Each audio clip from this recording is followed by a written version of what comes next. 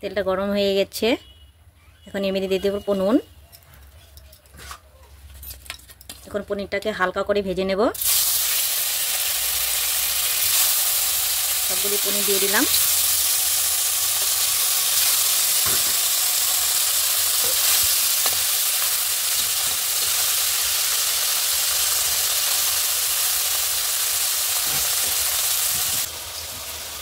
এখানে পনিরের জন্য নিয়েছি কাঁচা লঙ্কা, পোস্ত আর সর্ষে বাটা।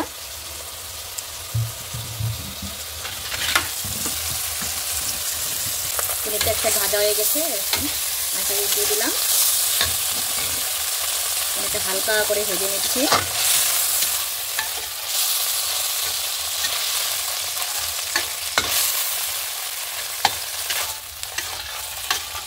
এটা ভাজা হয়ে গেছে, এখন পনিরটা নামিয়ে নেব। অল্প কালো জিরে,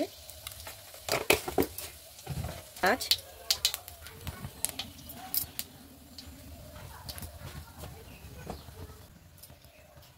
এখন এতে সর্ষে বাটাটা দিয়ে দিব।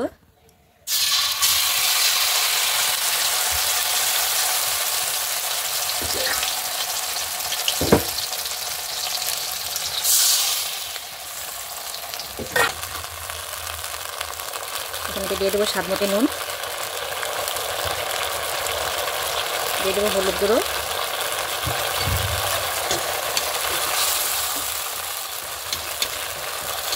এখন মশলাটাকে কষিয়ে নেব।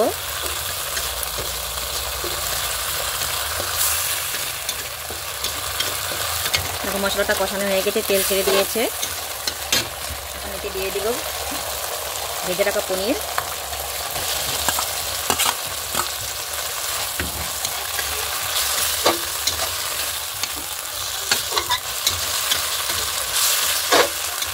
পনিরটা দিয়ে অল্প ভেজে নিয়েছি। এখন এতে ভাজা হয়ে গেছে, অল্প ভেজে দিয়েছি। এখন এতে অল্প জল দিয়ে দেব। একটু জল দিয়ে দিলাম। এখন এটাকে অল্প জাল করে নেব।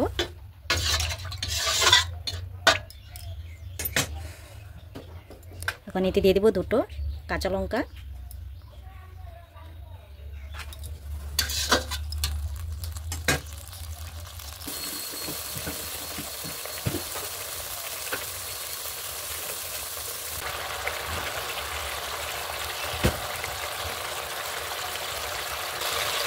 দেখো আমার সর্ষে পনির হয়ে গেছে। এর মধ্যে দিয়ে দেবো ধনেপাতা কুচি। দেখো বন্ধুরা, আমার সর্ষে পনিরটা রেডি, নামিয়ে নিয়েছি।